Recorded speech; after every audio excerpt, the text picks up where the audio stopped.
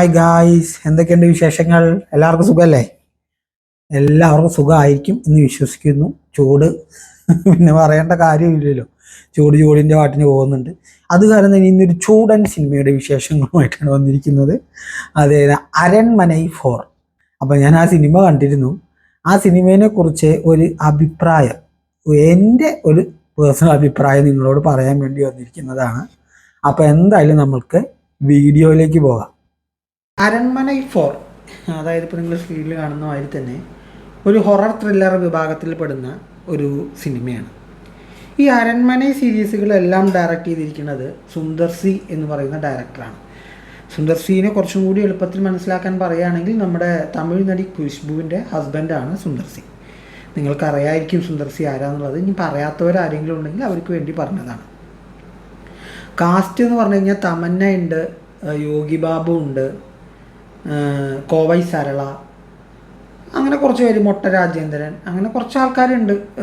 അവിടെ ഇവിടെയൊക്കെ വന്നു പോകുന്ന കുറച്ച് ക്യാരക്ടേഴ്സ് ഉണ്ട്.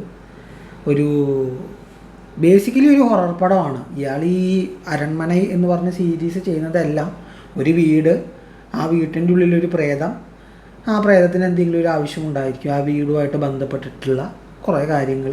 അതാണ് അരൺമനൈ എന്ന് പറഞ്ഞ സീരീസിൽ. ആ ലാസ്റ്റ് മൂന്ന് പടങ്ങളിൽ നിന്ന് വ്യത്യാസം എന്ന് പറഞ്ഞു കഴിഞ്ഞു വെച്ചാൽ എപ്പോഴും ഒരേ വെള്ളം പല പല കുപ്പിയിൽ ഒഴിച്ച് വിൽക്കലാണ് മൂപ്പരുടെ പരിപാടി. എന്നാലും അതിന് ഒരുപാട് ആരാധകരുണ്ട് കേട്ടോ. കാരണം ഈ ഹൊറർ സിനിമ കാണാൻ ഒരു രസമാണല്ലോ. ആ ഒരു രസം കണ്ടുപിടിച്ചിരിക്കുന്ന കുട്ടികളും ഫാമിലിയും ഒക്കെ ഉണ്ട്. ഈ പ്രാവശ്യം എന്താ വെച്ചാൽ ഫാമിലീസിനൊക്കെ ഒന്നും കൂടി ധൈര്യമായിട്ട് പോയി കാണാം. അത്ര വലിയൊരു ചൂടൻ രംഗങ്ങളോ ഗ്ലാമർ രംഗങ്ങളോ ഒന്നുമില്ല. ആ ഒരു പാട്ട് മാത്രം തന്നെയുള്ളൂ. ബാക്കിയൊക്കെ സിനിമയും കഥയുമായിട്ട് ബേസ് ചെയ്തിട്ടുള്ള ഒരു കാര്യമാണ്. ഇൻറ്റീരിയർ ആയിട്ടുള്ള ഒരു ഗ്രാമത്തിൽ നടക്കുന്ന കഥയാണ്. അതിൻ്റെ ബേസ് സ്റ്റാർട്ടിൽ കാണിക്കുന്നുണ്ട്. ഞാൻ ഒന്നും ബ്ലൂപ്പേഴ്സ് ഒന്നും പറയുന്നില്ല. നിങ്ങളൊന്ന് പോയാണെങ്കിൽ ഒരു പ്രാവശ്യം കാണാം എന്നുള്ളതാണ്.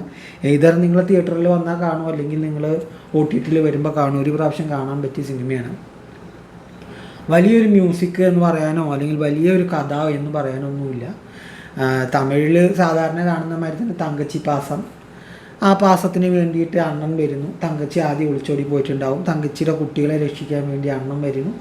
അണ്ണൻ വരുമ്പോൾ തങ്കച്ചിയുടെ കുട്ടി ഈ പ്രേതത്തിൻ്റെ ഒരു എഫക്റ്റ് കാരണം കോമയിലായിരിക്കും. അതിന് കുട്ടി തിരിച്ച് കോമയിൽ നിന്ന് വന്നോ, ഈവൻ പ്രേതത്തിൽ നിന്ന് എങ്ങനെയാണ് കുട്ടീനെ രക്ഷിച്ച്, എല്ലാ ക്ലൈമാക്സും ആയിരുന്നു തന്നെയാണ് ഈ ക്ലൈമാക്സും.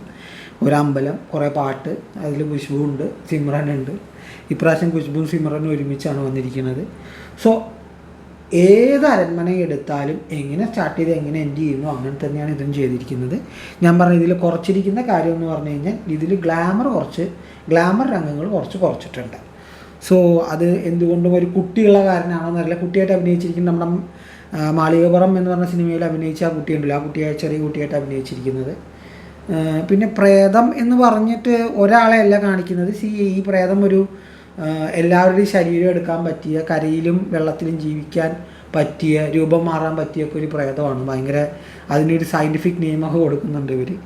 എന്ത് സാധനം കൊടുത്താലും എനിക്ക് പറയാനുള്ളത് എന്താ വെച്ചാൽ, ഈ സിനിമ എന്ന് പറഞ്ഞാൽ എല്ലാ സിനിമയും പോലെ വെള്ളം ഒന്ന് തന്നെയാണ്, അതൊഴിക്കുന്ന കുപ്പി പല ആണ്. അതായത് ഒരേ വെള്ളം പല പല കുപ്പിയിൽ ഒഴിച്ച് വിൽക്കുക എന്നുള്ളതാണ് സുന്ദർ സി ടോട്ടലി കാണിച്ചിരിക്കുന്നത്. കോമഡിയൊക്കെ കുറച്ച് വർക്കൗട്ട് ആയിട്ടുണ്ട്. യോഗി ബാബുവിൻ്റെ കോമഡിയൊക്കെ കുറച്ച് വർക്കൗട്ട് ആയിട്ടുണ്ട്. പിന്നെ അവഞ്ചേഴ്സിൻ്റെ ഒരു ചെറിയൊരു പാർട്ടൊക്കെ കോമഡി ആയിട്ട് ഇവർ കാണിച്ചിട്ടുണ്ട്. അതൊക്കെ രസമുണ്ട് കാണാൻ. പക്ഷെ എന്താ വെച്ചാൽ ഞാൻ പറഞ്ഞില്ലേ, ഇത് ഒരു ഫാമിലി ആയിട്ട് പോയിട്ട് കുട്ടികളായിട്ട് വെറുതെ രസത്തിന് ഇരുന്ന് പോയി ചിരിച്ച് കണ്ടുവരാം. അതല്ലാതെ പുതിയതായിട്ടൊന്നും പ്രത്യേകിച്ച് അരൺമനൈ 1, 2, 3 ഒക്കെ കണ്ടവർ പ്രത്യേകിച്ച് പുതിയതായിട്ട് അതിലൊന്നും ഉണ്ടെന്ന് വിചാരിച്ച് പോകരുത്. പ്രത്യേകിച്ച് പുതിയതായിട്ട് അതിലൊന്നുമില്ല. എന്നാൽ ആദ്യമായിട്ട് പോകുന്ന ആൾക്കാർക്ക് ഇതൊരു പുതുമയായിട്ട് തോന്നാം. അവർ വേണമെങ്കിൽ ഒന്ന് പോയി കാണുക, എല്ലാവരും ഒന്ന് പോയി ട്രൈ ചെയ്യുക. കാരണം കുട്ടികളായിട്ട് ഇപ്പോൾ ഹോളിഡേ ഒക്കെ അല്ലേ, കുട്ടികളായിട്ടൊക്കെ ഒന്ന് പോയി കാണാൻ പറ്റിയ ഒരു സിനിമ തന്നെയാണ് അരൺമനൈ 4. അപ്പോൾ എന്തായാലും ഇത്രയൊക്കെ തന്നെ ഇതിനെക്കുറിച്ച് പറയാനുള്ളൂ. ഇതിൽ വലിയ മ്യൂസിക് ഡയറക്ടറിൻ്റെ കാര്യങ്ങളൊന്നും പറയാനില്ല. അത്ര വലിയൊരു പ്രാധാന്യം എനിക്കിതിൽ മ്യൂസിക്കിനും VFXനും ഒന്നും തോന്നിയില്ല. എന്താണോ കാണിക്കുന്നത് അതൊക്കെ തന്നെ കാണിച്ചു വെച്ചു. ഞാൻ പറഞ്ഞില്ല, ഇതിലിപ്പോൾ എടുത്ത് പറയേണ്ടത് തമന്നേനെ പറയാം. തമന്ന കുറച്ച് 1-2 സീനുകൾ നന്നായിട്ട് അഭിനയിച്ചിട്ടുണ്ട്. സുന്ദർ സി എല്ലാ സിനിമയിലും കാണിക്കുന്ന മാതിരി ഒരു വികാരവും ഇല്ലാതെ അങ്ങനെ നിന്ന് പോകുന്നുണ്ട്.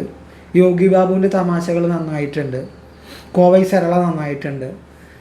കുട്ടികൾ രണ്ടുപേരും, അതായത് ഒരു ആൺകുട്ടി ആ പെൺകുട്ടി, ഞാൻ പറയാം മാളികപ്പുറത്തിൽ അഭിനയിച്ച കുട്ടി, ആ കുട്ടിയൊക്കെ നന്നായിട്ടുണ്ട്. പക്ഷെ ഞാൻ പറഞ്ഞില്ലേ, ടോട്ടാലിറ്റിയിൽ നോക്കുമ്പോൾ പുതിയതായിട്ടൊന്നുമില്ല എന്നെ സംബന്ധിച്ചിടത്തോളം. കാരണം ഞാൻ അരൺമണി 1, 2, 3 കണ്ട ആളാണ്. അപ്പോൾ അത് എന്നെ സംബന്ധിച്ച് സുന്ദർ സി എന്താണോ സാധാരണ സിനിമകളിൽ ചെയ്യുന്നത് അത് തന്നെയാണ് ഇതിലും ചെയ്തു വെച്ചിട്ടുള്ളൂ. അപ്പോൾ ഞാൻ കൊടുക്കുന്ന റേറ്റിംഗ് 5ൽ 2 മാത്രമേ ഉള്ളൂ.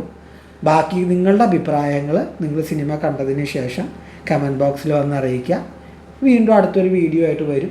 അപ്പോൾ എല്ലാവരും സബ്സ്ക്രൈബ് ചെയ്യാനും ബെല്ലൈക്കൺ പ്രസ് ചെയ്യാനൊന്നും മറക്കരുത്. നിങ്ങളുടെ സപ്പോർട്ടാണ് എൻ്റെ ഊർജ്ജം. അപ്പോൾ ബൈ ബൈ.